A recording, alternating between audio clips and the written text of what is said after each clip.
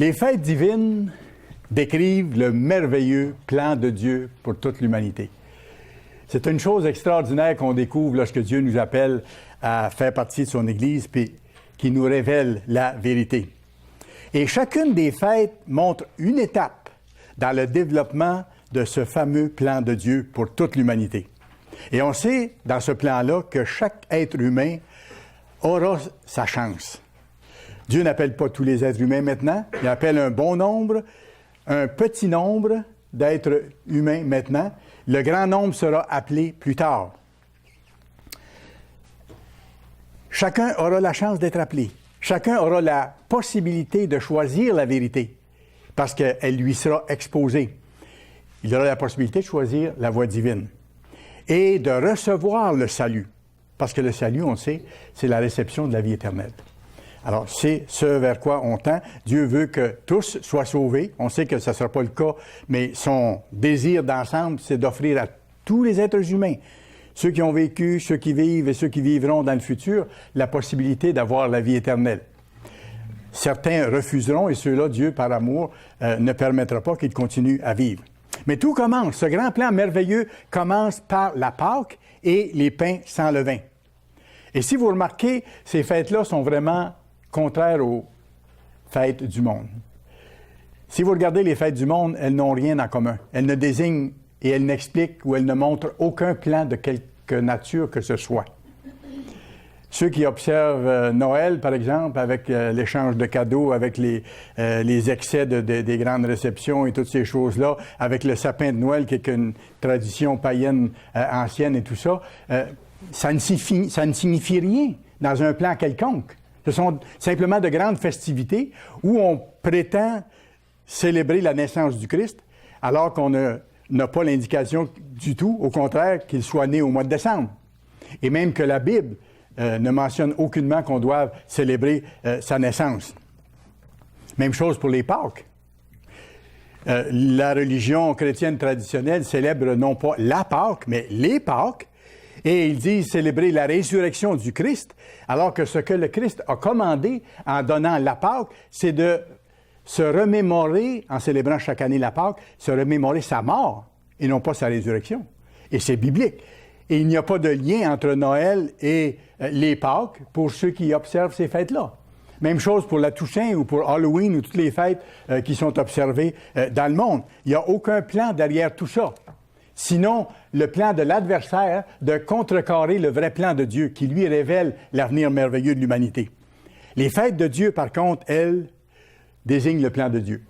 Et elles nous montrent que nous devons changer, que nous devons répondre à l'amour que Dieu a pour nous. Il nous a aimés le premier. Il nous a tout donné. Et parce que tous les êtres humains ont péché et ont besoin de voir l'amende de leur péché être payée, Dieu a donné son propre Fils pour payer l'amende de nos fautes, de sorte que lorsque nous nous repentons, il peut effacer les fautes de notre vie passée. Et personne ne doit dire que tout a été fait pour nous, que le sacrifice de Christ a tout réglé en ce qui nous concerne et que nous n'avons rien à faire, que le Christ a tout fait à notre place.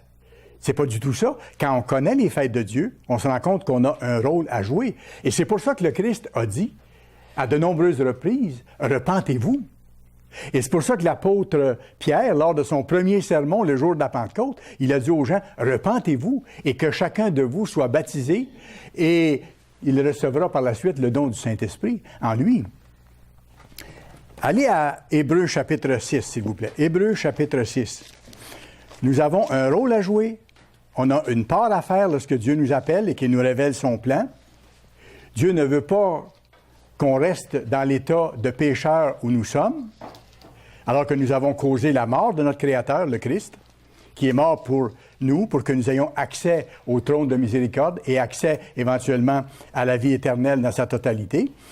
Et on peut perdre ce qui nous a été donné si on diminue ou si on se détourne ou si on néglige un si grand salut. La Bible est claire là-dessus. C'est pour ça que le Christ a dit, dans Apocalypse 3, verset 10, « Retiens ce que tu as ». Une fois que Dieu nous a révélé la merveilleuse vérité de son plan de Dieu, du fait qu'on doit se repentir et qu'on peut être baptisé et voir nos fautes passer et vivre en nouveauté de vie, il dit, retiens ce que tu as, ne retourne pas aux choses anciennes. Parce que c'est possible. On le voit ici dans Hébreux 6, à partir du verset 4. Car il est impossible que ceux qui ont été une fois éclairés, qui ont goûté le don céleste, c'est quoi le don céleste dont il parle ici? Qui ont eu part au Saint-Esprit, donc qui ont reçu le Saint-Esprit au baptême, et qui ont goûté la bonne parole et les puissances du siècle à venir, et qui sont tombés, soient encore renouvelés. Et on ne parle pas ici d'une faute par faiblesse ou d'une habitude qui revient tout d'un coup qu'on doit chasser encore ou ainsi de suite. Non, tomber, ça veut dire définitivement tomber, se détourner de Dieu. Et qui sont tombés soient encore renouvelés et amenés à la repentance, puisqu'ils crucifient pour leur part le Fils de Dieu et l'exposent à l'ignominie. Ça nous dit encore là que nous avons des choses à faire. Vous et moi, on a l'immense privilège de le comprendre. Pourquoi? C'est très simple. Parce que nous célébrons les fêtes de l'Éternel. Aussi simple que ça. Parce qu'on célèbre les fêtes de l'Éternel et que Dieu nous le donne. Il donne son Saint-Esprit à ceux qui mettent en pratique ses fêtes, ses lois, et ainsi de suite. Ceux qui n'obéissent pas aux jours saints, qui ne les célèbrent pas, ne comprennent pas le sens des jours saints. C'est pas possible. Et ils ne travaillent pas non plus à changer, à devenir meilleurs dans leur vie. Absolument pas. Ou sinon, c'est par incidence ou par la bande, si vous voulez, ou très peu. Alors, très bientôt, les baptisés dans l'Église vont prendre la Pâque. Ceux qui sont appelés, qui ne sont pas encore baptisés, sont en route à ce moment-là. Ils se préparent pour éventuellement être baptisés au cours des prochains mois ou des prochaines années, et là, ils pourront prendre la Pâque. Alors, ceux qui ne sont pas baptisés vont célébrer quand même la fête des pains sans levain, en préparation du fait qu'ils seront un jour baptisés et pardonnés de leurs fautes, mais ils se rendent compte, eux aussi, qu'ils doivent changer. C'est le sens de la fête des pains sans levain. Allons à Luc, chapitre 22. Je vais vous montrer quelque chose de spécial. Luc, chapitre 22.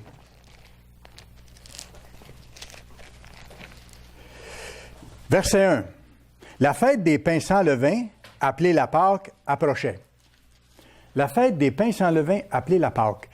Ça, c'est déroutant lorsqu'on voit cette expression-là, et certains se demandent qu'est-ce que ça veut dire au juste.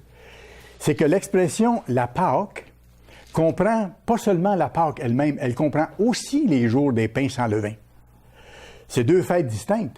La Pâque est la première partie, et après ça, la deuxième partie, c'est la fête des pains sans levain. Mais c'est deux occasions tout à fait différentes. Écoutez, c'est un peu comme lorsque nous allons à l'automne à la fête des tabernacles. On dit, on va à la fête des tabernacles. On ne dit pas, on va à la fête des tabernacles et au dernier grand jour. Parce que le bloc des fêtes de l'automne, ça comprend les 7 jours de la fête des tabernacles et la dernière fête, qui est le dernier grand jour, le 8e jour. On dit, on va à la fête des tabernacles et ça comprend l'ensemble. C'est la même chose ici. Dans la Bible, parfois, on parle de la fête des pains sans levain, ce qui comprend aussi, dans certains contextes, la Pâque, et l'inverse également est vrai. Alors, donc, verset 1, la fête des pains sans levain, appelée la Pâque, approchait. Les principaux sacrificateurs et les scribes cherchaient les moyens de faire mourir Jésus, car ils craignaient le peuple. Verset 7, le jour des pains sans levain, où l'on devait immoler la Pâque. Vous, c'est mêlant si on n'a pas l'explication que je vous donne. Là. On dit, hey, est-ce qu'on doit immoler la Pâque le jour des pains sans levain? Non, non, la Pâque vient avant, et après, ça commence les pains sans levain. Premier jour des pains sans levain, et ensuite les jours suivants. Mais c'est une expression qui décrit l'ensemble de ces fêtes-là. Le jour des pains sans levain, où l'on devait immoler la Pâque. Autrement dit, on prend l'expression qui désigne et la Pâque et les pains sans levain, et après, on précise, le jour des pains sans levain, où l'on devait immoler la Pâque. Donc, la Pâque devait être immolée, et on se rappelle qu'il devait, dans l'Ancien Testament, prendre un petit agneau et le mettre à mort. Ça représentait le sacrifice de Christ qui allait venir plus tard. Verset 8. Et Jésus envoya Pierre et Jean en disant, « Allez nous préparer la Pâque, afin que nous la mangions. » Et ils dirent, « Où veux-tu que nous la préparions? » Il leur répondit, « Voici, quand vous serez entrés dans la ville, vous rencontrerez un homme portant une cruche d'eau. Suivez-le dans la maison où il entrera. Et vous direz au maître de la maison, le maître te dit, où est le lieu où je mangerai la Pâque avec mes disciples? Alors, voyez-vous, c'est très clair. Versets 12 et 13. Et l'on vous montrera une grande chambre haute, meublée. C'est là que vous préparerez la Pâque. Et ils partirent et trouvèrent les choses comme il le leur avait dit. et ils préparèrent la Pâque. Bon, maintenant on arrive au moment de la Pâque, regardez le verset 14. L'heure étant venue, il se mit à table avec ses apôtres avec lui. Alors on voit qu'il faut prendre la Pâque à un moment précis, une journée précise et une heure précise. Et c'est ce que l'Église de Dieu fait, parce qu'on se soumet exactement au commandement de Dieu donné ici clairement. Et ce temps précis, c'est, comme on verra tantôt, entre les deux soirs. C'est-à-dire après que le soleil ait disparu à l'horizon, avant qu'il y ait pleine noirceur. C'est l'expression « entre les deux soirs » qui décrit ce moment précis. Verset 15. Il leur dit « J'ai désiré vivement manger cette Pâque avec vous avant de souffrir. Car je vous le dis, je ne la mangerai plus jusqu'à ce qu'elle soit accomplie dans le royaume de Dieu. » Et ayant pris une coupe et rendu grâce, il dit « Prenez cette coupe, distribuez-la entre vous. » Ici, je vous fais remarquer, vous pourrez vérifier vous-même, que Luc ajoute ce détail que Matthieu et Marc ne mentionnent pas dans leur récit. Et ça fait un peu bizarre parce qu'on voit que le Christ dit « Prenez cette coupe ici ». Et après ça, plus loin, il prend le pain et après, il prend le vin encore. Alors, il y a une explication à ça et je vous la donne aujourd'hui pour que vous sachiez de quoi il s'agit. C'est important qu'on fasse cette nuance-là. Luc a ajouté ce détail-là pour que nous comprenions. Parce que dans les pratiques du judaïsme ancien, lors du souper de la Pâque, on passait 4 toutes petites coupes à 4 reprises lors du repas. Ou, si vous voulez, les gens étaient invités durant le repas de la Pâque où il y avait de l'agneau rôti là, et des herbes amères et tout ça. Les participants prenaient au moins 4 petites gorgées de vin au cours de ce repas-là, parce que c'était un repas en même temps, à l'époque. Maintenant, on ne prend plus un repas comme tel, on fait la Pâque, point. Mais à ce moment-là, il y avait cette distribution de vin-là, qui n'était pas le moment où le Christ présentait la coupe comme étant son sang comme tel. Là. Et c'est pour ça qu'il dit ici, ayant pris une coupe, il rendit grâce et dit, prenez cette coupe, distribuez-la entre vous. Parce que c'était la tradition dans les repas de la Pâque avant de faire ça. OK?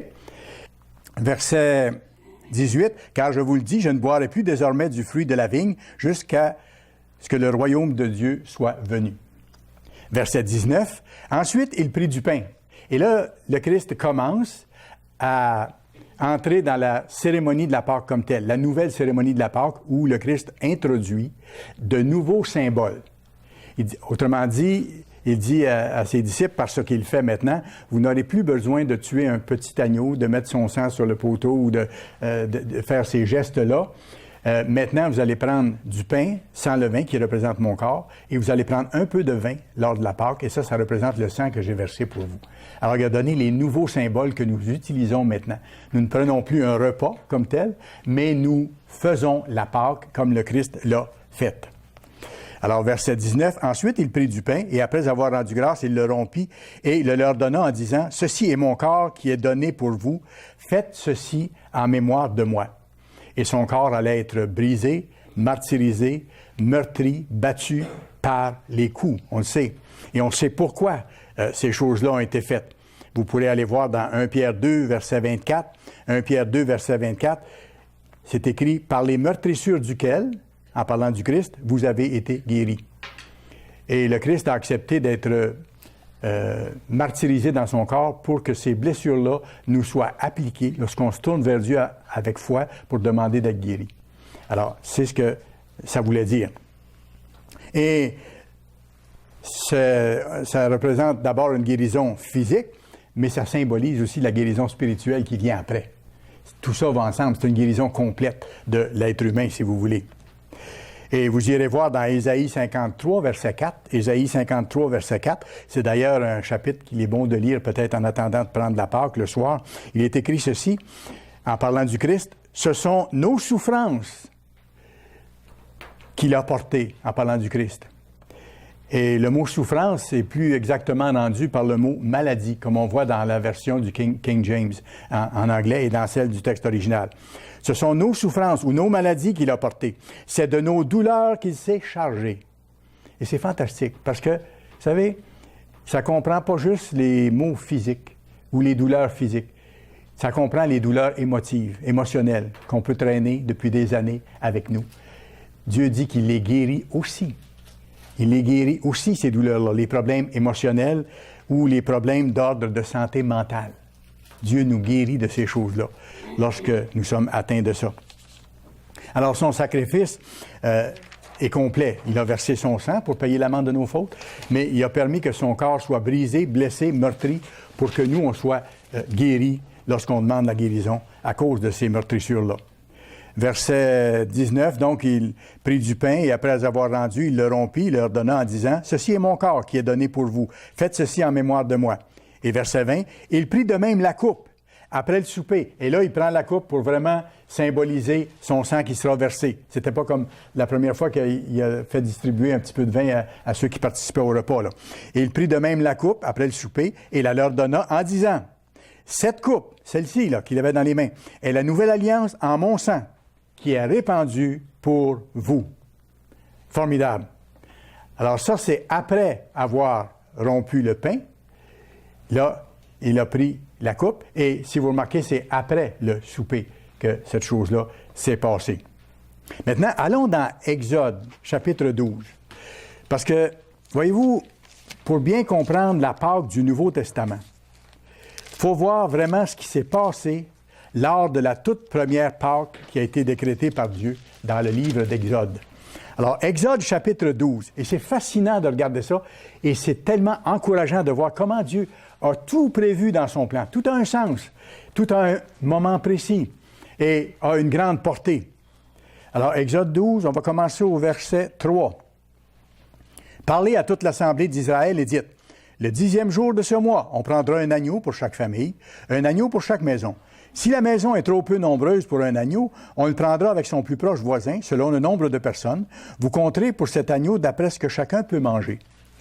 Ce sera un agneau sans défaut, mâle, âgé d'un an. » Il devait être sans défaut pour représenter le Christ, qui n'avait jamais péché. « Vous le garderez jusqu'au 14e jour de ce mois, et toute l'assemblée d'Israël l'immolera entre les deux soirs, après le coucher du soleil, avant la pleine noirceur. » Alors,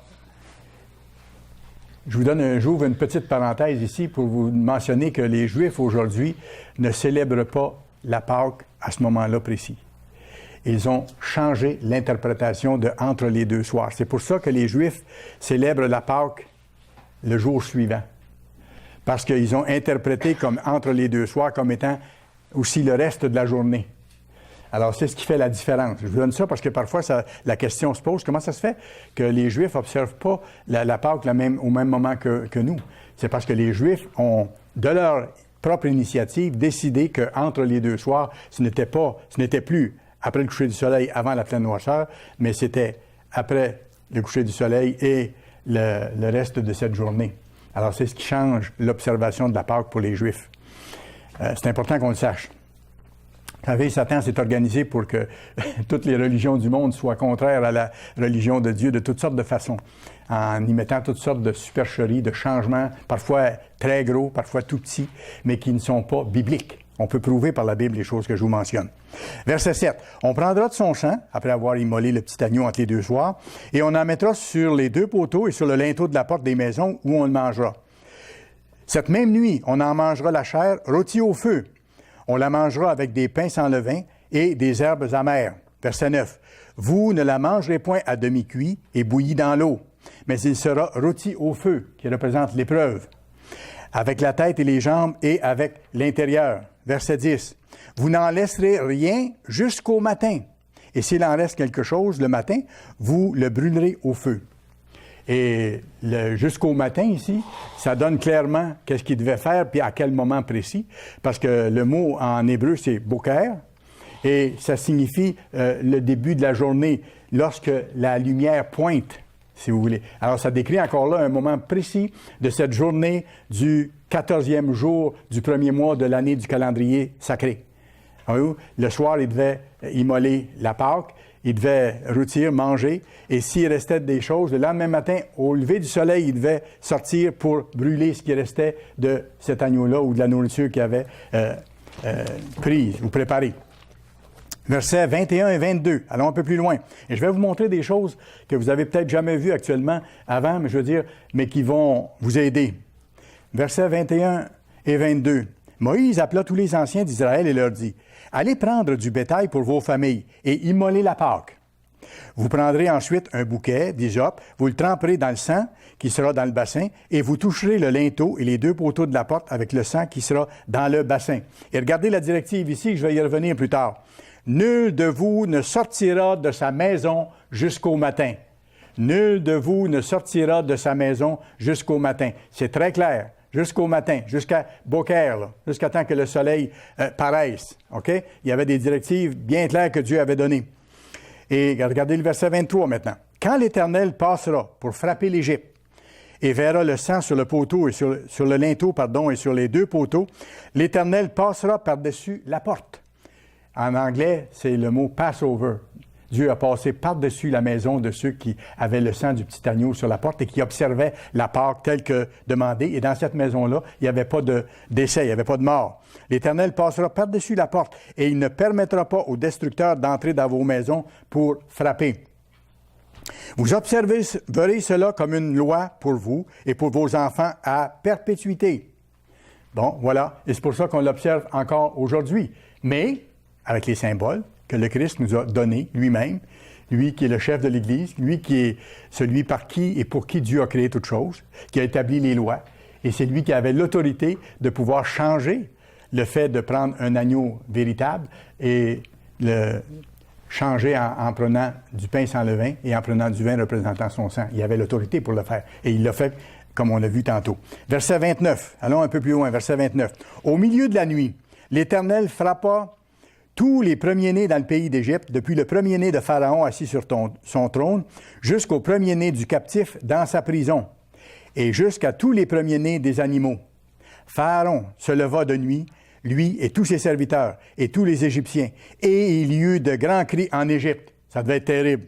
« Et il n'y avait eu, car il n'y avait point de maison où il n'y ait point eu de mort. » Je vous rappelle que c'est encore dans la même nuit, là, du 14, que ça s'est passé. Maintenant, j'arrive à un passage que je veux vous expliquer plus précisément et qui va vous aider à situer les événements de cette nuit-là et de cette journée-là. Verset 31. « Dans la même nuit, Pharaon appela Moïse et Aaron et leur dit, « Levez-vous, sortez du milieu de mon peuple, vous et les enfants d'Israël, allez servir l'Éternel comme vous l'avez dit. » Alors, voyez-vous ici, on voit que Pharaon appelle Moïse.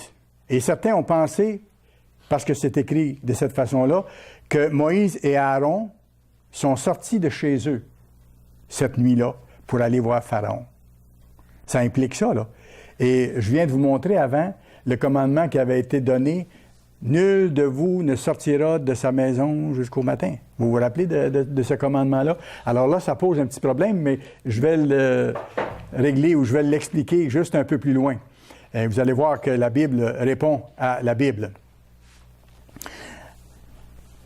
Parce qu'il avait été bien dit, c'est écrit que cette nuit-là, Pharaon appela Moïse et Aaron.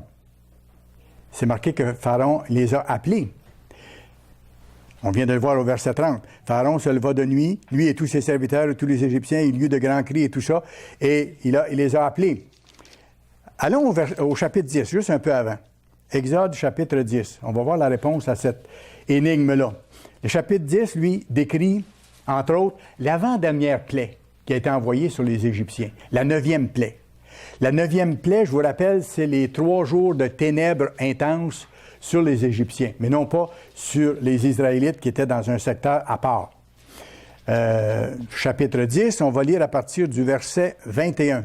« L'Éternel dit à Moïse, « Étends ta main vers le ciel, et qu'il y ait des ténèbres sur le pays d'Égypte, et que l'on puisse les toucher tellement il allait être épais. » Moïse étendit sa main vers le ciel, et il y eut d'épaisses ténèbres dans tout le pays d'Égypte pendant 3 jours.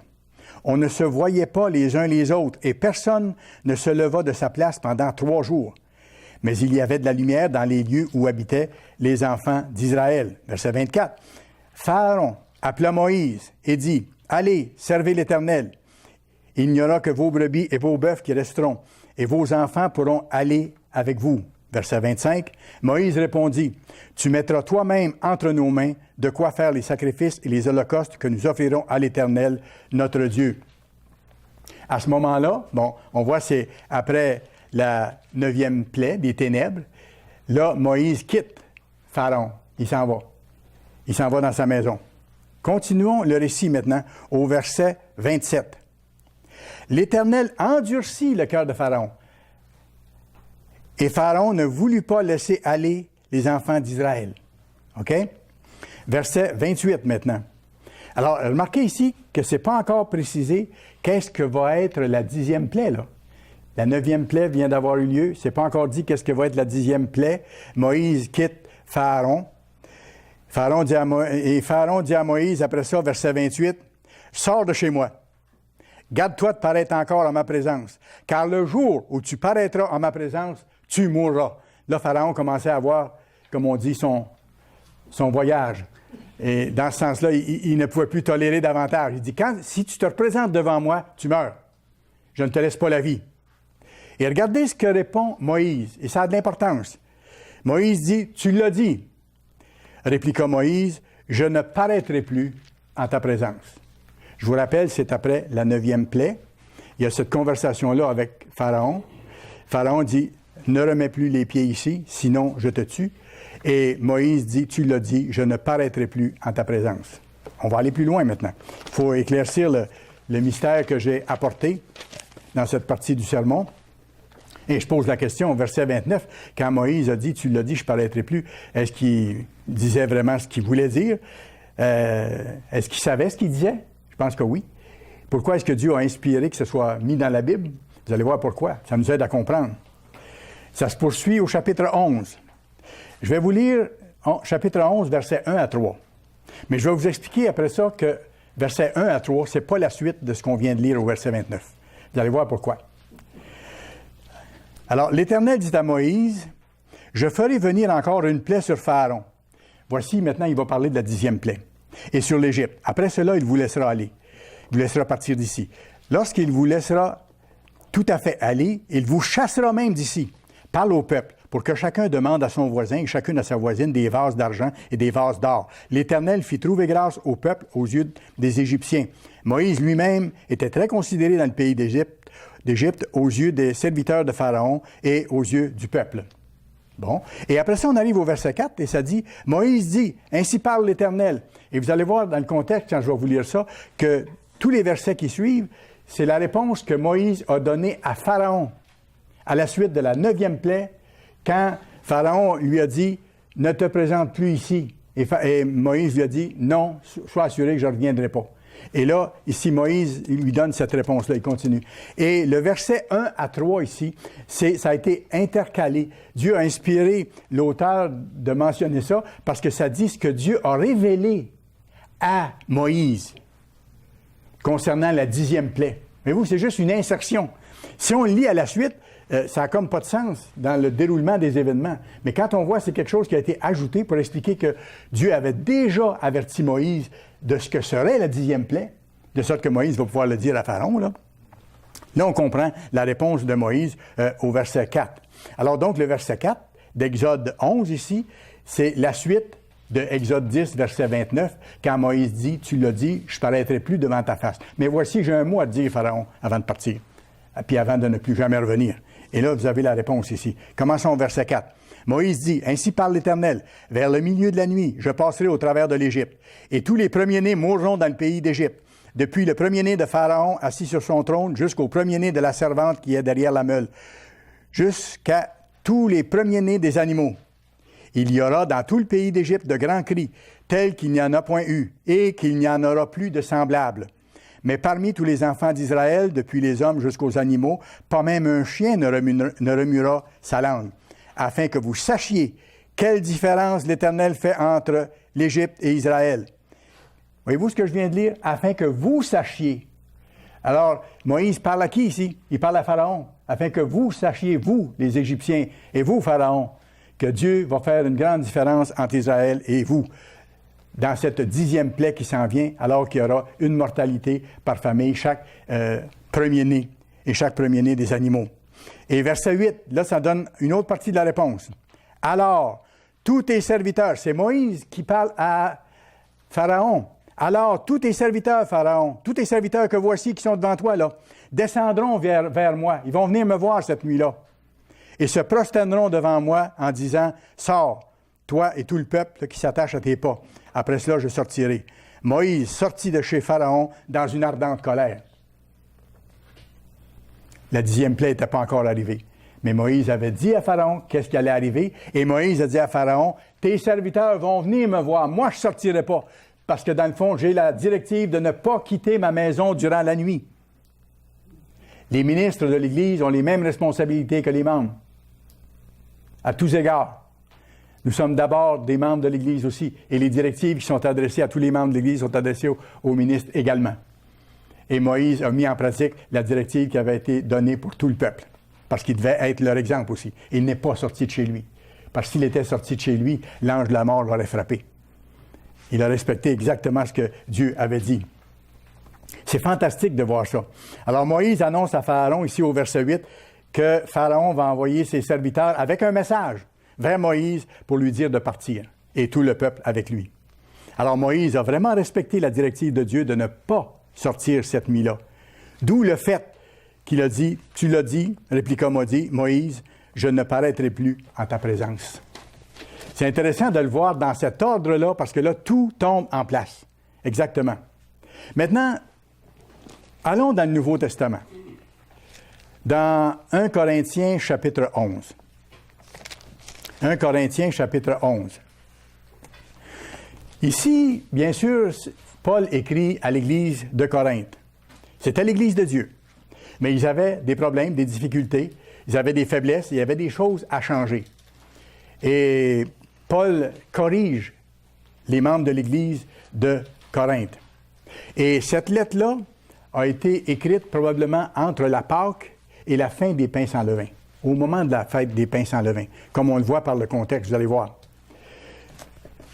Et on voit que l'Église de Corinthe aussi, elle observait la fête des pains sans levain, et elle observait la Pâque également.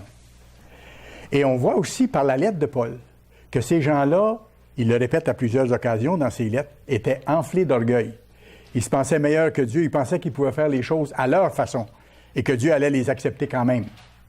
Alors que c'est pas ça. Quand Dieu nous appelle, il nous appelle à changer totalement, à suivre sa volonté et non pas la nôtre. À ne pas garder le jardin secret de choses qu'on aime faire mais qui sont contraires à sa loi. Il faut qu'on lui appartienne de tout notre cœur. Il faut qu'on élimine ce qu'on a à éliminer. 1 Corinthiens 11 et le verset 17. En donnant cet avertissement, ce que je ne loue point, c'est que vous vous assemblez non pour devenir meilleur, mais pour devenir pire. Et là, il parle de la célébration de la Pâque, ici, on va le voir. Il dit, vous autres, là, vous venez de vous rassembler pour la Pâque, mais je sais, j'ai appris que vous vous rassemblez pas pour devenir meilleur, mais pour devenir pire. Et après, il explique un peu de quoi il s'agit. Et ça veut dire une chose aussi. Ça veut dire que c'est possible que des gens de Dieu s'assemblent parmi les gens de Dieu, non pour devenir meilleurs, mais pour devenir pire. C'est exactement ce que Paul dit ici. C'est pour ça qu'il faut faire attention que celui qui pense être debout prenne garde de tomber. Il faut vraiment avoir un cœur tourné vers Dieu pour lui demander de faire sa volonté en toutes choses, lui demander de nous montrer nos fautes pour que nous nous purifions avec son aide. C'est ça que ça veut dire. Alors, c'est possible de s'assembler avec les gens de l'Église de Dieu, non pour devenir meilleur, mais pour devenir pire. Verset 18. « Et d'abord, j'apprends que lorsque vous vous réunissez en assemblée, il y a parmi vous des divisions. Et je le crois en partie, car il faut qu'il y ait des sectes parmi vous, afin que ceux qui sont approuvés soient reconnus comme tels au milieu de vous. » Et ceci est important. Ceci est important. Et je reprends. « Et d'abord, j'apprends que lorsque vous vous réunissez en assemblée, il y a parmi vous des divisions. » Il y avait des divisions dans l'Église de Corinthe, et ça arrive dans l'Église, et ça va arriver encore, malheureusement. Et je le crois en partie, car il faut qu'il y ait des sectes ou des divisions parmi vous, afin que ceux qui sont approuvés soient reconnus comme tels au milieu de vous. Vous savez une chose? Dieu permet parfois qu'il y ait des divisions au milieu de son peuple. Dieu permet parfois qu'il y ait des divisions au milieu de son peuple. Pourquoi? Pour nous tester, pour nous mettre à l'épreuve, pour voir dans ceux qui sont là, qui sont véritablement fidèles et qui ne le sont pas. Dieu teste les cœurs à ce moment-là. Et c'est exactement ce que Paul dit ici. Pour que ceux qui sont approuvés soient reconnus comme tels au milieu de vous. Parce que vous savez, il arrive aussi parfois que quelqu'un, par exemple, a ses propres idées et essaie d'enseigner ça dans l'Église de Dieu. Il arrive de l'extérieur ou il va sur Internet chercher toutes sortes d'idées. Il y en a à la tonne. Puis il essaie d'emmener ça dans l'Église. On avertit la personne à ce moment-là de ne pas véhiculer ces fausses idées-là. On essaie de lui expliquer. Mais il faut que la personne comprenne que si elle vient à l'Église, c'est pour être enseignée les choses que l'Église enseigne à partir de la Bible. Et nous nous efforçons d'enseigner ce que la Bible dit. Ce que nous comprenons, nous le donnons avec éclat, avec force. Ce qu'on ne sait pas, on le dit. Mais il y a des gens qui viennent parfois et qui ont leurs propres idées ou qui ont des doctrines différentes de celles de l'Église. Alors ça crée des divisions. Mais ça permet à Dieu de voir qui est qui aussi, lorsque ça se produit. Parfois, il y a des gens qui causent des problèmes dans l'Église pour toutes sortes de raisons. Et il se peut que nous devions à ce moment-là mettre cette personne hors de l'Église. Pour le bien de cette personne-là, en espérant qu'elle va changer, et pour le bien de l'Église, pour protéger l'Église. C'est normal. Et on a les exemples bibliques de ça. Parce que parfois, la personne peut causer des divisions. Et à ce moment-là, ça affaiblit toute l'Église. Ou parfois, la personne va amener carrément des hérésies dans l'Église. Et va essayer de se former un petit groupe dans l'Église pour essayer d'enseigner les autres personnes en prétendant qu'elle a la réponse et qu'elle a le vrai enseignement. Elle a été illuminée. C'est pas ça du tout. Il y a un gouvernement dans l'Église. Dieu a toujours fonctionné de cette façon-là et ça reste encore la même chose. Ou parfois, ça arrive qu'il y a des gens qui vivent en flagrante immoralité. Et à ce moment-là, l'Église ne peut pas tolérer ça. Comme on verra tantôt dans 1 Corinthiens 5, vous l'avez déjà lu. Et dans ce cas-là, il y a souvent d'autres personnes, quand quelqu'un est exclu de l'Église, mais pas exclu de l'Église, laissez-moi commencer un petit peu plus tôt, quand quelqu'un crée des problèmes, crée des divisions comme ça, en vivant de façon immorale ou en ne changeant pas un certain aspect de sa vie qu'elle a à changer, ou en amenant des fausses doctrines dans l'Église ou tout ça, c'est inévitable que si c'est toléré, d'autres s'agglutinent autour de cette personne-là et que le levain se répand dans l'Église. Et c'est pour ça que l'Église doit, à ce moment-là, intervenir. Parce qu'il y a automatiquement d'autres qui sympathisent avec la personne. Et même des fois, quand on met la personne à l'extérieur de l'Église, certains continuent à vouloir sympathiser avec. Ces gens-là, malheureusement, ne comprennent pas c'est quoi le gouvernement de Dieu. Parce que le gouvernement de Dieu doit opérer. Et pour le bien de l'ensemble de l'Église, si quelqu'un est mis en dehors de l'Église, il n'est pas avec l'Église. Il n'est plus avec l'Église. Donc, les rapports ne sont plus là. On n'a pas les rapports qu'on avait avant. On ne peut pas avoir de rapport sur le plan spirituel avec ces gens-là. Absolument pas. Mais ça nous met à l'épreuve, tout ça. C'est des tests. J'ai aimé l'exemple que M. Gerald Weston, le directeur canadien de l'œuvre, a donné à un moment donné. Il a donné un bel exemple. Vous allez comprendre. C'est M. Ames. Il a donné l'exemple de M. Ames. M. Ames, c'est un vieil évangéliste ordonné par M. Armstrong. Et M. Ames, c'est le beau-frère de M. Meredith. Il a épousé Catherine Meredith, la sœur de M. Meredith. Donc, il connaît très bien son beau-frère. Quand on est proche de quelqu'un comme ça, on connaît la personne de A à Z, on connaît ses petites manies, on connaît ses défauts, on connaît ses faiblesses. Et ce qui est arrivé, M. Weston raconte ceci. Un jour, il y a un membre d'Église, et vous allez voir comment la question était tordue aussi en même temps. Il y a un membre d'Église qui va voir M. Ames et qui dit « Est-ce que ça vous arrive, M. Ames, de trouver ça difficile, de vous soumettre au gouvernement de l'Église de Dieu? » OK? Parce que c'est votre beau-frère qui est l'évangéliste président et parce que vous connaissez tellement bien M. Meredith. Comment vous faites pour vous soumettre au gouvernement de l'Église de Dieu dans ce cas-là?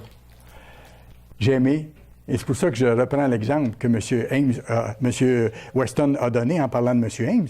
M. Ames a répondu très vite, très clair. Il savait à quoi s'en tenir. Il dit « Je crains Dieu. Je crains Dieu. » Voyez-vous, il voit au-dessus de ça.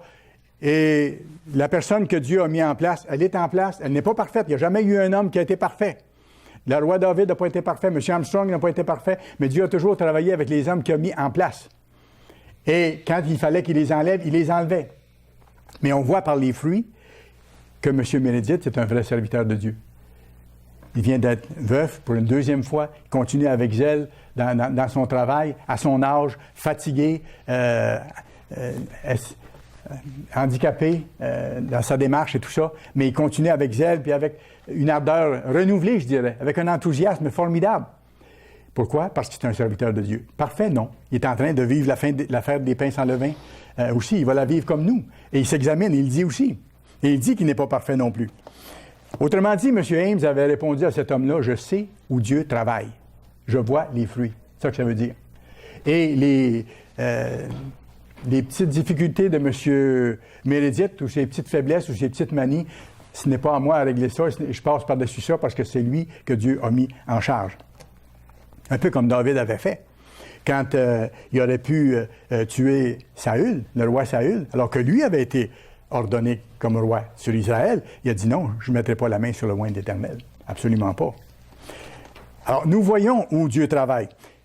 Certains ont quitté l'Église, ont fait des petits groupes, ont répandu leur rumeur, ont répandu leur façon de voir les choses et tout ça. Mais ils sont devenus quoi? Ils sont où? Ils sont où? Plusieurs ont disparu complètement. Pour un bout de temps, ils ont eu des petits groupes, se sont divisés, éparpillés, surdivisés. Et ça continue encore, s'il existe encore en tant qu'organisation quelconque. Mais M. Ames nous a donné un bel exemple. On a tous nos limitations, vous savez. Moi aussi, moi le premier. On a tous nos points faibles. Et M. Meredith ne s'en cache pas non plus. M. Ames le connaît, mais il voit aussi son travail, il voit son cheminement, il voit le fait qu'il est fidèle, il voit ses luttes. C'est un serviteur de Dieu. C'est ça. Et nous, il faut le voir aussi. Il craint Dieu. M. Ames craint Dieu et il respecte le gouvernement de Dieu. C'est ce qu'il fait. On doit voir par les fruits. Alors, Paul disait donc aux Corinthiens qu'il y avait des problèmes dans l'Église. Puis il y avait des gros problèmes dans l'Église de Corinthe. 1 Corinthiens 11, lisons le verset 19. « Car il faut, comme j'ai mentionné tantôt, qu'il y ait aussi des sectes parmi vous, afin que ceux qui sont approuvés soient reconnus comme tels au milieu de vous. » Maintenant, ils se réunissaient pour prendre un repas avant la Pâque, parce qu'ils avaient gardé cette tradition-là, d'avoir le repas complet. Un souper, si vous voulez. Maintenant, continuons au verset 21. Verset 20, pardon. Donc, lorsque vous vous réunissez, ce n'est pas pour manger le repas du Seigneur. Autrement dit, ce n'est pas d'abord pour ça que vous venez. Vous venez prendre votre souper, là. OK? Ce n'est pas d'abord pour ça. Car quand on se met à table, chacun commence par prendre son propre repas. L'un a faim, tandis que l'autre est ivre. N'avez-vous pas des maisons pour y manger et boire, ou méprisez-vous l'Église de Dieu et faites-vous honte à ceux qui n'ont rien? Que vous dirai-je? Vous louerai-je? En cela, je ne vous loue point. Voyez-vous, il faut voir le contexte. La ville de Corinthe, c'était une ville très opulente, une ville très riche. Il y avait de grands marchands. Quand vous regardez historiquement quelle était cette ville-là. Alors, les membres d'Église venaient de toutes les couches de la société de cette ville-là. Et il y avait des gens extrêmement riches, il y avait des grands propriétaires. Il y avait plusieurs qui étaient des propriétaires d'esclaves. Et il y avait des gens dans l'Église qui étaient des esclaves aussi. Et il y avait des gens dans l'Église qui étaient très pauvres. Donc, vous aviez toutes les couches de société ici.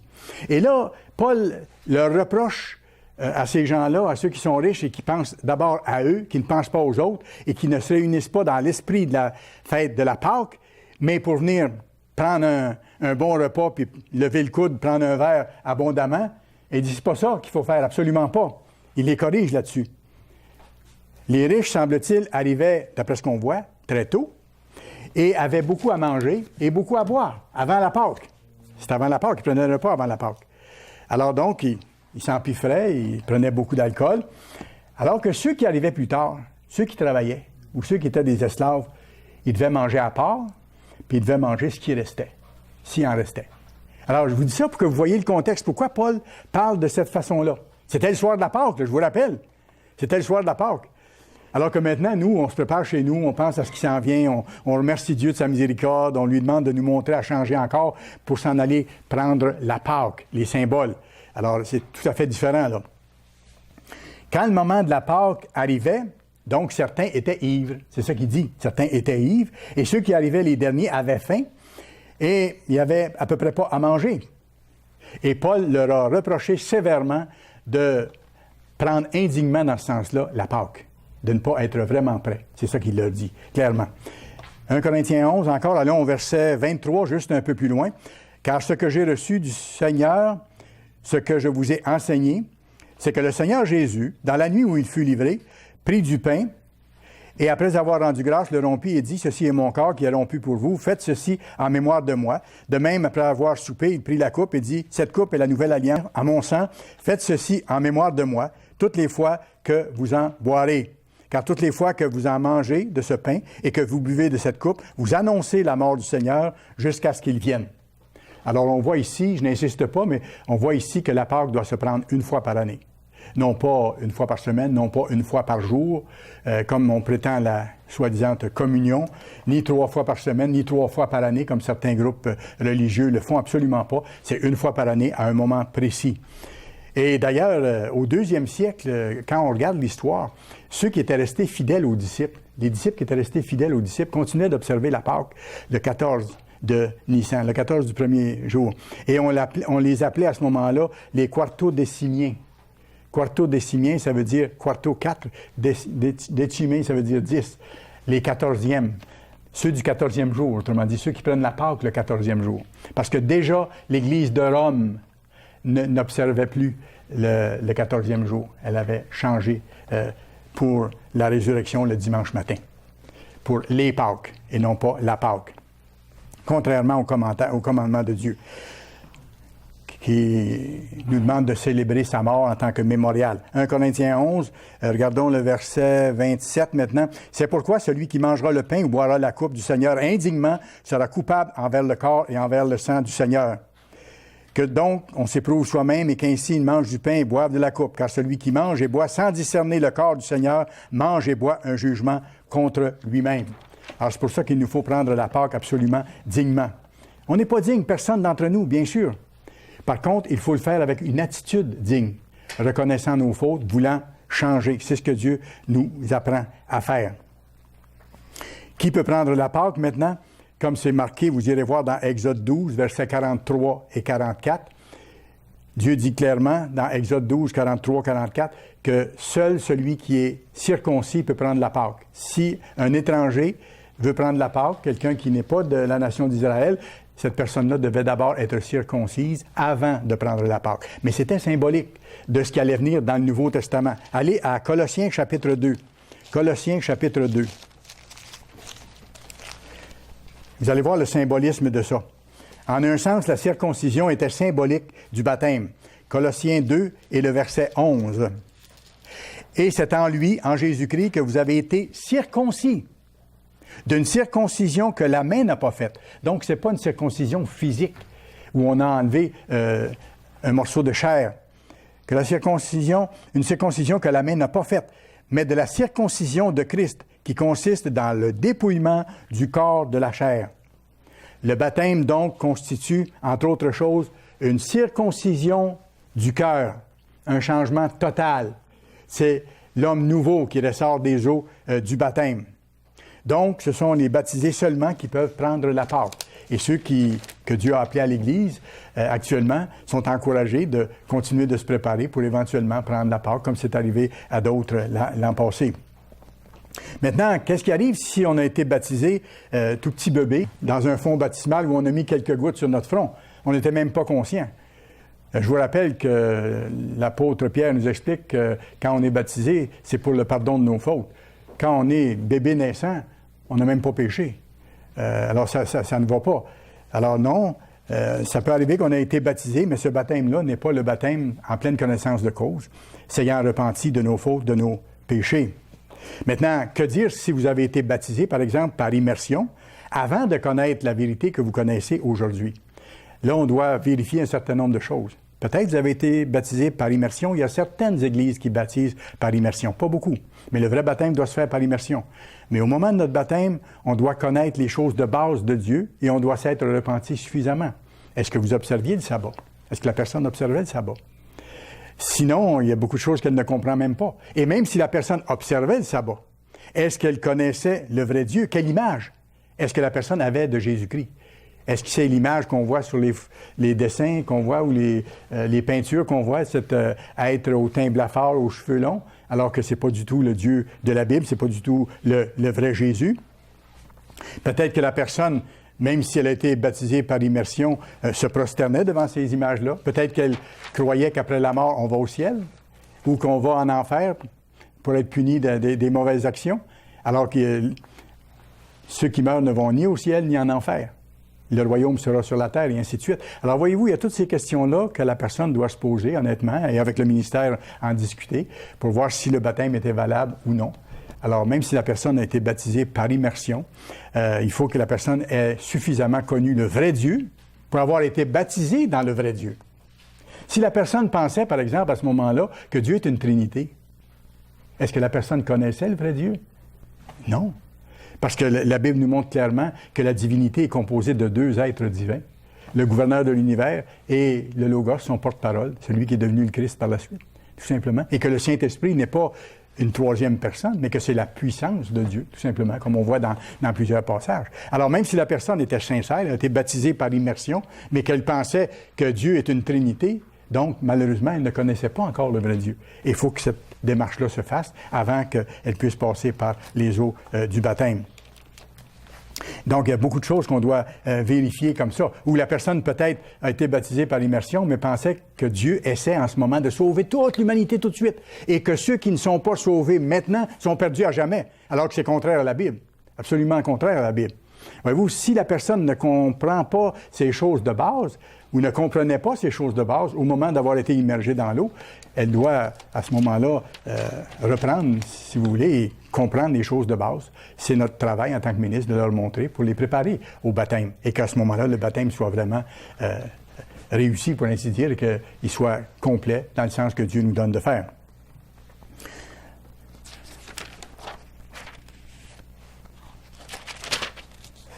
La plupart d'entre nous, on a fait partie de ce que la Bible appelle la grande prostituée, c'est-à-dire la grande fausse Église, et de ces filles protestantes ou d'autres groupes qui sont sortis de là. Il y en a un immense nombre qui sont sortis de là, de groupes différents. Quand on examine le baptême reçu, on peut se demander, est-ce que nous comprenions à ce moment-là vraiment les vérités de Dieu? La vérité de Dieu, ou si nous étions séduits. Il ne faut pas oublier que la Bible dit, dans Apocalypse 12, verset 9, que Satan a séduit toute la terre, de toutes sortes de façons. Alors, même si les gens étaient sincères, à ce moment-là, dans beaucoup de cas, le baptême doit être fait pour la première fois, en connaissance de cause, et avec une attitude de repentance réelle. Bien sûr, on se fait baptiser pour demander pardon à Dieu de toutes nos fautes passées, quand on réalise qu'on a transgressé toutes les lois de Dieu, y compris les fêtes, y compris les sabbats, et ainsi de suite. Mais il faut se repentir sincèrement de plus que ça. Il faut se repentir d'avoir été dans complètement une fausse Église, d'avoir été en dehors de la vérité lorsqu'on a été dans ces sortes d'églises-là. Il y a beaucoup plus que ça. D'avoir fait partie, même sincèrement, de tout un autre système religieux. C'est ça que je veux dire. D'avoir fait partie de tout un autre système religieux, et ça aussi, on demande pardon à Dieu de ça. Donc, si nous faisons partie de la vérité, il faut se repentir de ce que Dieu nous montre. Et Dieu nous le montre à mesure. En d'autres termes, si ce que l'Église de Dieu enseigne, c'est la vérité, ça veut dire que ce qui est enseigné dans le christianisme traditionnel, ce n'est pas la vérité. Même s'il y a des choses qui lui ressemblent. Sinon, c'est nous qui sommes dans l'erreur de l'Église de Dieu. C'est l'opposé, c'est un ou l'autre, là. La vérité ne peut pas être multiple. Une chose ne peut pas être la vérité et son contraire en même temps. Elle est une ou elle n'est pas. Un autre point maintenant, que dire si on a vraiment été baptisé connaissant la vérité? Je vais plus loin, là. Et ça s'applique à la plupart d'entre nous ici qui avons été baptisés. Que dire si on a été vraiment baptisé connaissant la vérité? Alors, il y a une autre question qui se pose. Et dans certains sermons à l'approche de la Pâque et des pains sans levain, les ministres en parlent, tirés de 2 Corinthiens 3 et le verset 13 et le verset 5. Vous pourrez aller voir vous-même. Alors, la question qui se pose, c'est, est-ce que je suis vraiment encore dans la foi? Est-ce que je suis vraiment encore dans la foi? Et c'est important de la poser. Ou pour nous rassurer, si on est encore dans la foi, pour avoir de l'enthousiasme d'aller plus loin, ou pour changer, parce qu'il est encore temps. Est-ce qu'on a vraiment bien prouvé les choses? Pour être certain, par exemple, que la loi de Dieu n'a pas été abolie, que les commandements n'ont jamais été abolis, que les fêtes n'ont jamais été abolies. Pour être convaincu que lorsqu'on pêche, on est sous la loi, c'est-à-dire qu'on est sous l'amende de la loi. Et que là, on a besoin de la grâce de Dieu, qu'on a besoin d'être pardonné. C'est pas un ou l'autre. On n'est pas ou sous la loi ou sous la grâce. C'est qu'on se place sous l'amende de la loi lorsqu'on transgresse. Et lorsqu'on demande pardon à Dieu, on est sous sa grâce. Mais on doit, pour profiter de sa grâce, travailler à ne pas répéter la faute. C'est pour ça que le Christ avait dit à la femme adultère, « Va et ne pêche plus. Va et ne pêche plus. » Et encore là, je vais encore plus loin. Pour nous, est-ce que l'Église est simplement un agréable club social? Il faut faire attention. Il faut rester vraiment de tout cœur avec Dieu. Et l'usure du temps peut avoir un certain danger de ce côté-là. Est-ce que c'est un beau club social agréable ou c'est la seule voie de vie et j'y tiens et je vais arriver au but avec l'aide de Dieu? Qu'est-ce que Pierre a dit au Christ quand un certain nombre qui étaient avec le Christ l'ont quitté? Et Jésus a dit à Pierre, voulez-vous vous en aller, vous aussi? Pierre a dit, tu as les paroles de la vie éternelle. Où irions-nous, Seigneur? À qui irions-nous? C'est la même chose pour nous. Il faut qu'on l'ait prouvé, à qui irions-nous, là?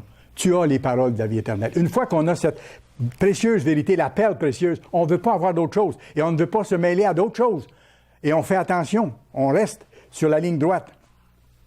Alors, la Pâque, c'est le début du plan de Dieu. Et quand on va prendre bientôt les symboles de la Pâque, on va renouveler l'engagement de servir Dieu puis de nous purifier au cours de l'année qui vient, avec son aide, parce qu'on n'est pas encore parfait. Dieu le sait. Et il veut qu'on prenne la Pâque dignement, c'est-à-dire en regrettant ce qu'on a manqué au cours de l'année, en le remerciant de ce qu'il nous a donné de réaliser au cours de l'année sur le plan spirituel, parce que si vous avez travaillé le moindrement en demandant à Dieu, vous avez réussi des choses. Soyez-en heureux. Remerciez Dieu de ça pour vous encourager, mais demandez-lui de vous donner d'aller plus loin.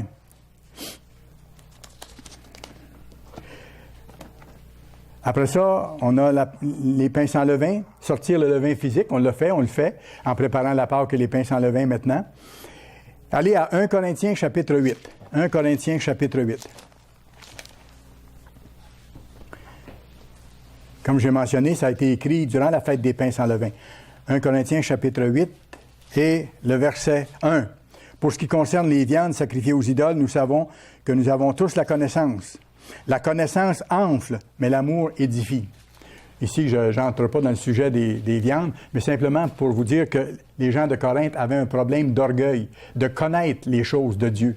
Et ils s'en faisaient un orgueil.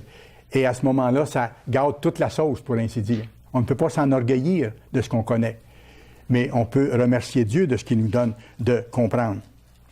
1 Corinthiens 4, on va aller voir le verset 18. 1 Corinthiens 4 et le verset 18 et 19. Quelques-uns se sont enflés d'orgueil, comme si je ne devais pas aller chez vous, mais j'irai bientôt chez vous, si c'est la volonté du Seigneur, et je connaîtrai, non les paroles, mais la puissance de ceux qui se sont enflés. Là, il ne va pas avec le dos de la cuillère. Et par après, au chapitre 5, tout de suite après, on voit que Paul parle de l'immoralité sexuelle qui était tolérée dans cette église-là, à Corinthe toujours, là. Donc, il y avait une immoralité sexuelle, il y avait un homme qui vivait en concubinage avec la femme de son père, c'est-à-dire avec sa belle-mère, sans être marié. 1 Corinthiens 5, versets 1 et 2. On entend dire généralement qu'il y a parmi vous de la débauche, et une débauche telle qu'elle ne se rencontre même pas chez les païens. C'est au point que l'un de vous a la femme de son père, voyez-vous, et vous êtes enflés d'orgueil, et vous n'avez pas plutôt été dans l'affliction afin que celui qui a commis cet acte soit ôté du milieu de vous. Autrement dit, il dit, vous tolérez au milieu de l'Église quelqu'un qui continue à vivre dans l'adultère comme ça, et vous êtes orgueilleux parce que vous vous pensez meilleur que Dieu, alors que Dieu dit qu'on doit enlever de l'Église ceux qui continuent de pratiquer ces choses-là. C'est ce que Paul leur disait ici. Et regardez le verset 5. Qu'un tel homme soit livré à Satan pour la destruction de la chair, afin que l'esprit soit sauvé au jour du Seigneur Jésus. Autrement dit, mettez-le hors de l'Église. Et regardez ce qu'il dit tout de suite après. Et ça va vous aider à comprendre ce passage-là ici, dans le vrai contexte. Les autres fois, vous allez lire. C'est bien à tort que vous vous glorifiez. Vous êtes orgueilleux d'avoir gardé ça dans l'Église. Vous vous glorifiez. Ne savez-vous pas qu'un peu de levain fait lever toute la pâte? Qu'est-ce qui va arriver si vous gardez encore cet homme-là dans l'Église, qui agit de cette façon-là et que les autres voient faire? Vous savez, quand un péché est toléré dans l'Église, inévitablement, il y a d'autres personnes qui vont pécher à cause de ça. Inévitablement.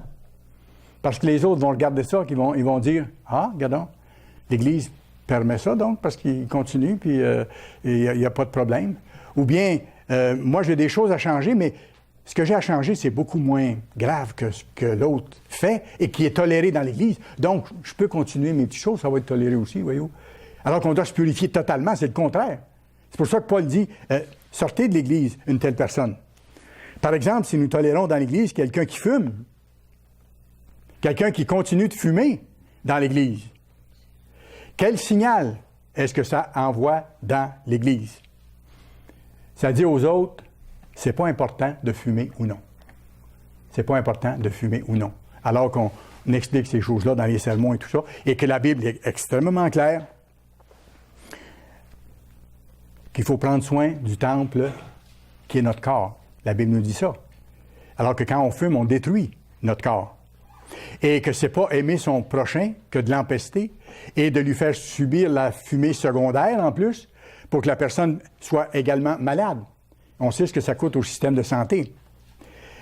Et en plus, c'est une forme d'esclavage. Je le sais parce que j'ai déjà été esclave de la cigarette. Et c'est pas facile à arrêter. Mais je peux vous dire une chose. Pour être dans l'Église, il faut arrêter. Et à un moment donné, j'ai décidé d'arrêter. Il fallait que ça arrête. Quand j'ai décidé d'arrêter, j'ai essayé quelques fois. Puis ça ne voulait pas. J'avais vu un article de M. Armstrong à l'époque qui disait est-ce qu'on peut honorer Dieu en continuant de détruire son corps, qui est le temple du Saint-Esprit, en fumant. Et ça m'avait vraiment frappé. Et là, j'ai décidé de prendre le taureau par les cornes. Et j'ai dit, d'abord, tu veux fumer? Tu vas fumer. Alors, je me rappelle, c'était tout de suite après la naissance de notre fils, le jour de sa naissance. Là, j'ai dit, tu veux fumer, mon homme, tu vas fumer. Alors là, partir de l'hôpital, aller chez moi, il y avait peut-être 3/4 d'heure de route. Et puis, jusque chez moi, j'ai fumé sans arrêt. Sans arrêt, sans arrêt, sans arrêt. Tant que j'ai pas été malade, mais malade, à pu être capable de juste fumer sans arrêt, je vous dis, là. Et là, après ça, j'ai dit, on va jeûner maintenant. Et là, après que j'ai eu fini de fumer, là, que j'en pouvais plus de fumer, je n'ai pas mangé pendant 2 jours et demi. Tant que j'ai pas fait une promesse à Dieu, parce que quand on fait une promesse de jeûner pendant tant de temps, il faut jeûner pendant tant de temps. Je n'avais pas dit pendant 3 jours, mais j'ai dit je vais aller le plus loin possible. Et pendant ces 2 jours et demi-là, j'ai demandé à Dieu, j'ai prié Dieu, j'ai pas bu, j'ai pas mangé. Laissez-moi vous dire que le premier café que j'ai pris après 2 jours et demi, il était bon. À travers les étoiles que je voyais, là, il était très agréable. Mais j'ai arrêté de fumer. Il a fallu que je prenne les grands moyens parce que j'étais un gros fumeur. Je fumais autour de 80 cigarettes et plus par jour. Je pouvais pas me coucher si j'avais pas un carton de cigarettes dans la maison. J'avais un carton de cigarettes dans ma voiture et un carton de cigarettes dans mon bureau. Alors, pour vous dire, il ne fallait pas que j'en manque. Alors, mais là, après ça, j'étais content d'en manquer. Je suis content d'en manquer maintenant. Je veux plus en avoir. Mais je vous dis ça pour qu'à un moment donné, on doit prendre le taureau par les cornes si on veut continuer. Sans ça, l'Église ne pourra pas laisser aller les choses indéfiniment. Alors, on travaille à aider cette personne-là, mais ils doivent faire leur part, comme moi, j'ai fait de ma part à ce moment-là. Personne ne m'en avait parlé, mais j'avais vu qu'il fallait faire ça. Alors, je vais demander à Dieu de m'aider. Mais parce que si ça persiste dans l'Église, d'autres s'en rendent compte, comme je vous dis, puis le levain s'étend. C'est la même chose pour les gens qui viennent à l'Église et qui vivent ensemble. Lorsqu'ils arrivent la première semaine, on ne leur dit pas tout de suite, mais lorsqu'ils commencent à voir les choses et qu'on voit que les personnes s'intéressent vraiment, là, on leur dit que, comme ils ne sont pas mariés, ils doivent soit vivre séparément en attendant de se marier, ou se marier pour continuer à venir à l'Église, tout simplement. Parce que si on tolère ça, d'autres vont dire, eux vivent en concubinage, on peut vivre en concubinage, donc l'Église le tolère. Mais c'est une transgression des lois de Dieu. L'Église ne peut pas tolérer la transgression des lois de Dieu de cette façon-là. Alors, si le comportement est toléré, ça devient correct, ça devient acceptable et ça s'étend. Rappelez-vous à quelle époque on vit.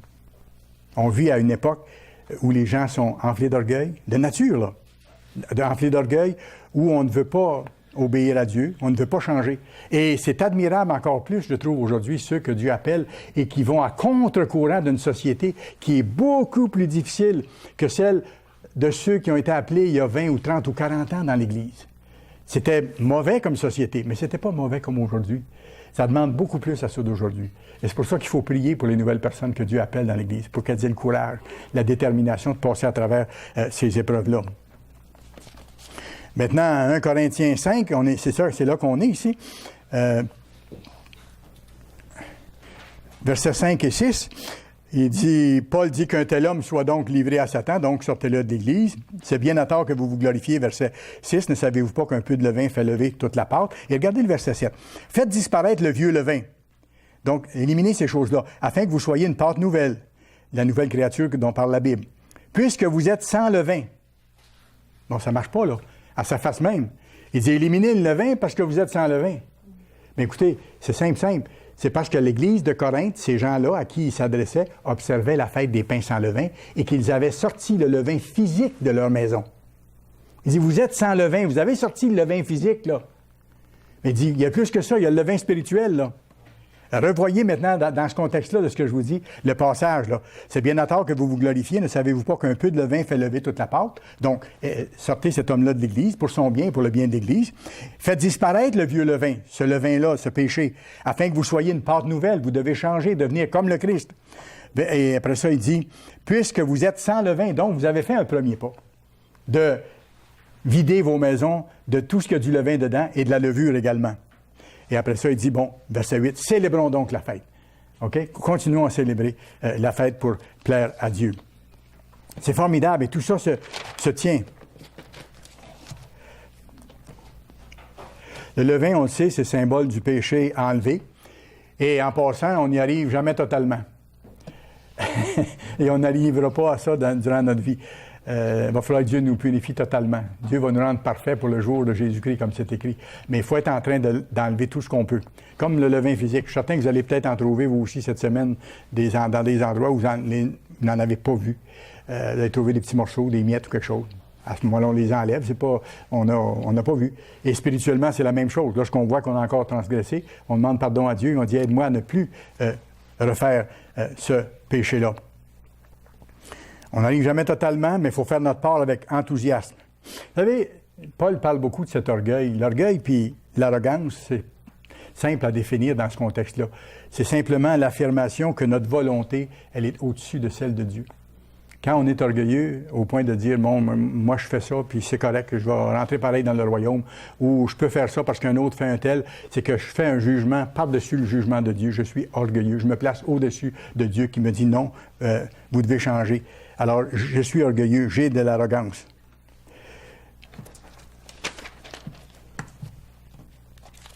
Quand le Christ a pris sa dernière Pâque avec ses disciples, c'était le soir, au début du 14e jour. Je récapitule les événements pour qu'on voit vraiment. C'était le soir, au début du 14e jour. Cette même nuit du 14, il a été arrêté, il a été amené en détention, il a été brutalisé. Et ce même jour du 14, dans la partie diurne, après la nuit, là, il a été crucifié et il mourut. Mais il avait pris la Pâque la veille, le début du 14, OK? Il a été mis au tombeau juste avant le coucher du soleil du 14, parce que le jour suivant, c'était le 15, premier jour des pains sans levain, un grand sabbat annuel.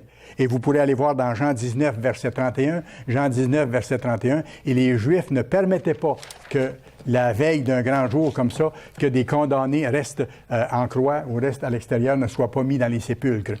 Et c'est pour ça qu'à la fin du 14, avant le 15, le Christ a été mis au tombeau. Tout ça s'est passé le même jour du 14. Le soir, au début du 14, dans la partie entre les deux soirs, il a célébré la Pâque avec les nouveaux symboles. Après ça, il a été arrêté, martyrisé. Le lendemain, il a été mis à mort. Et avant la fin de la journée, il a été mis au tombeau. Vous savez, ces fêtes-là sont précieuses. On va les célébrer encore cette année. C'est plus qu'un rappel des choses passées. C'est important de les voir parce qu'on les a vues ensemble. Ça nous donne la grandeur du plan de Dieu. Comment Dieu a prévu toutes choses avec des dates précises, des symboles précises, une signification extraordinaire. Mais c'est en même temps une démonstration de l'amour de Dieu qu'il a pour vous et pour moi à ce moment-ci. Parce qu'il est en train de nous amener vers le salut, nous amener vers le royaume. Ça nous montre son grand plan. Dieu ne veut pas nous détruire. Dieu ne veut pas détruire personne. Dieu veut nous donner la vie éternelle. Mais c'est à nous, lorsqu'il nous appelle, de faire tout ce qu'il y a à faire, puis de compter sur lui totalement, pour être capable d'être purifié totalement aussi. Il nous montre la responsabilité qu'on a de répondre à son amour, en nous repentant, en changeant, en laissant Jésus-Christ vivre sa vie en nous. Ce que je souhaite et ce que je prie, c'est que Dieu nous aide à nous voir nous-mêmes comme lui nous voit. Je demande ça dernièrement plus qu'avant. Parce que ça, c'est la vraie recette à ce moment-là. Et lui, c'est nos faiblesses. Puis il sait en même temps comment nous les montrer, puis à quelle vitesse aussi, pour ne pas qu'on se décourage. Parce que c'est un bon papa qui prend soin de nous autres de bonne façon. Notre brève vie physique, c'est un terrain d'entraînement en vue de la vie éternelle. Et la vie passe très, très vite. Et ce qu'il y a de l'autre côté est encore beaucoup meilleur que tout ce qu'on peut imaginer. Alors, on est appelé à quelque chose de très grand. Alors, célébrons avec sérieux et avec reconnaissance ces grandioses fêtes divines du printemps. Et qu'elles soient pour chacun d'entre vous les meilleures à date.